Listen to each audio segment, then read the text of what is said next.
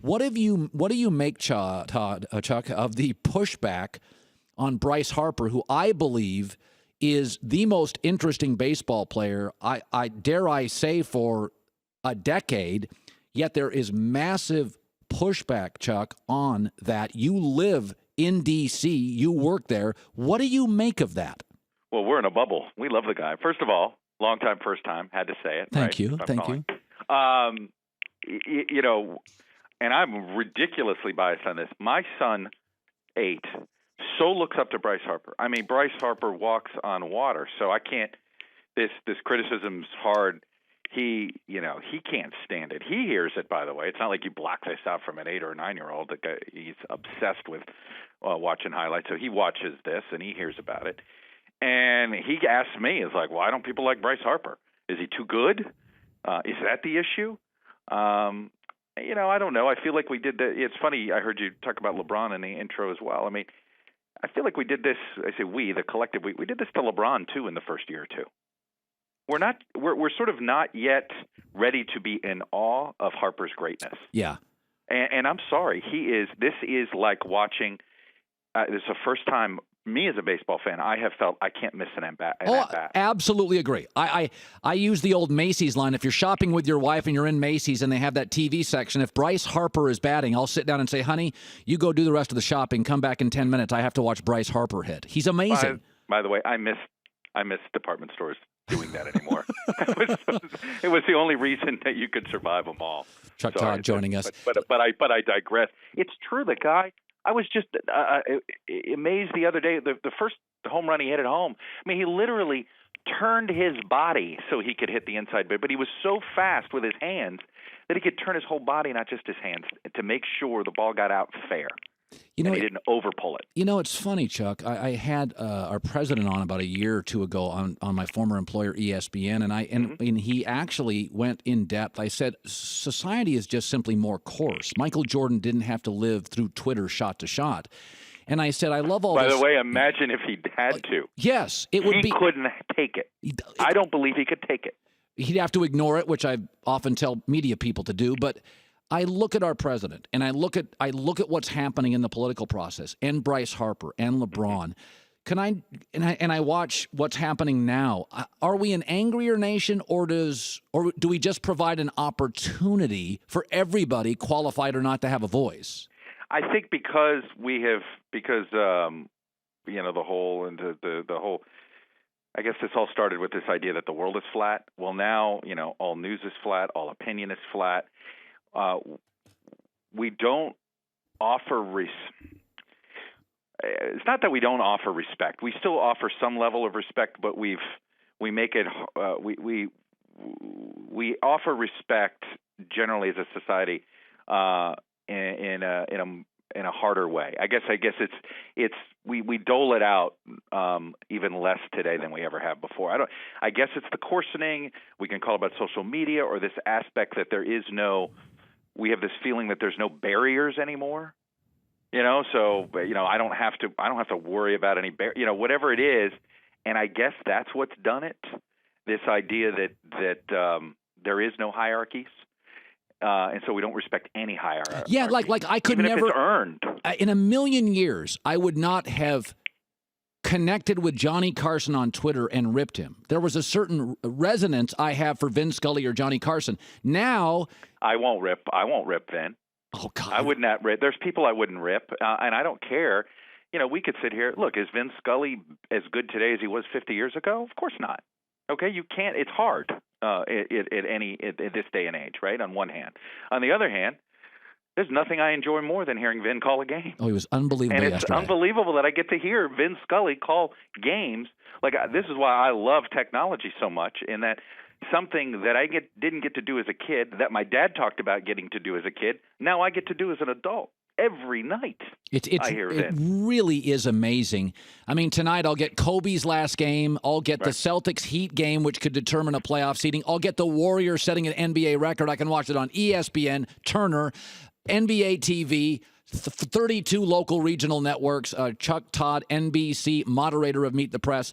If you'd have said to me, Chuck, 2 years ago, a small state socialist and an egomaniacal real estate developer will be battling for the presidency. Yeah. What does it say to you that that's where we are?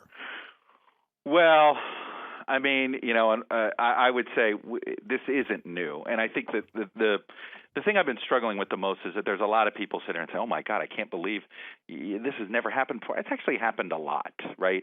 We just have different these outsiders just take new forms. Ross Perot, he's done this. We had Charles Lindbergh was sort of a celebrity turned political, who had his share of political opinions that he decided to share with the country on his and various points in time, and he was a celebrity, kind of like Trump in that respect, in different ways. So we've had this idea of the semi-celebrity or the populist sort of ideologue catch fire before. It is interesting that it's happening in both parties at the same time. Right. Like that is something that hasn't happened before, and I do think this goes to the issue of where we do have a collective anger at elites right now, because elites have let us down in a big way, right? Whether it's the elites in the sports world, elites in religion, when you think about the Catholic Church, elites obviously in politics, elites in our business and the media. So I understand where it's all. So I think what's unique about it is that it's happening at the same time, but we've had this before where people have come out of nowhere and we're going, how did this happen? But there was always a reason. And I think right now the big reason is that there is this gaping chunk of the country that hasn't had the life that they thought they were going to have, hasn't had the American dream promise. They haven't fulfilled the promise that they thought the American dream was for them. I know there's various reasons for it, and some of them might want to look in the mirror. Maybe they made their own mistakes, but in general, it begins and ends usually with education. Yeah, that's interesting. Chuck Todd, NBC News political director. Going back to sports, I said, and you're a big LeBron fan, and we've seen people in politics, Lieberman, I remember in Connecticut, flip parties. Mm-hmm. And LeBron has proven he'll left Cleveland and he'll leave Miami. From a branding standpoint, would you be shocked if LeBron ousted early by a Miami or Boston? And I think it's possible. They don't play defense and their communication is mediocre. Could he leave again? I think he only could go back to Miami. See, that's what I think. That's what I think. I think we would be begrudgingly accept it because it's Wade, been there, Riley, and they're pretty darn close if he goes. Look, here's what I think LeBron has discovered. And I think he's discovered this, is that in Miami, he got to just worry about playing basketball. In Cleveland, he's got to worry about the franchise. Apparently, he's got to worry about how the coaching is going. He's got to be the GM and the coach, and he's got to play. And I think it's getting to him. I think he doesn't enjoy it. I think he feels the weight of all of it. Now, he doesn't have to be the coach and the GM too, but I think he feels the weight coming back to Cleveland that, boy, he better, right? He better try to do whatever it takes. He didn't realize how well-run the Miami franchise was. And I think there's probably no better franchise. If you look at over a 20-year period, it's actually remarkable what McArris and unbelievable. It's really a gold standard. You can't do this in sports. No, it is. They are the New England Patriots of the NBA, right? You have the New England Patriots, you have the Miami Heat. They don't have as many championships to brag about, but the consistency, and it is so difficult. Okay, the Spurs are the other team that you would have to say, obviously, is a very well-run franchise. But they have done it with sort of the same group of players. What's remarkable about Miami is actually how they have succeeded, and really, other than Wade, been a transient franchise. Yes, everybody else, they're just like the city, right? Everybody, nobody's from there, right? You just sort of pass through and have a good time for a couple of years, and Pat Riley's figured that out. And I think what LeBron is figuring out, oh my God, I didn't just leave Miami. I left the best run franchise in the NBA. What have I done? I didn't realize how good I had it.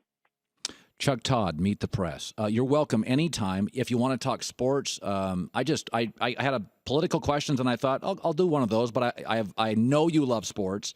Well, I'll tell you, I love your takes on the press. Right? I mean, I think that's been you sort of get it in a way that is very frustrating to me that I wish more people got. Sort of like how our world works and how you watch it. And I wish more people who love politics would sort of understand the press, at least they ought to listen to you how you break us down, because I think you do a great job of that. And we think you do too. Chuck Todd, NBC. We'll be watching. Thanks, Chuck. Thanks, Colin. All right, man.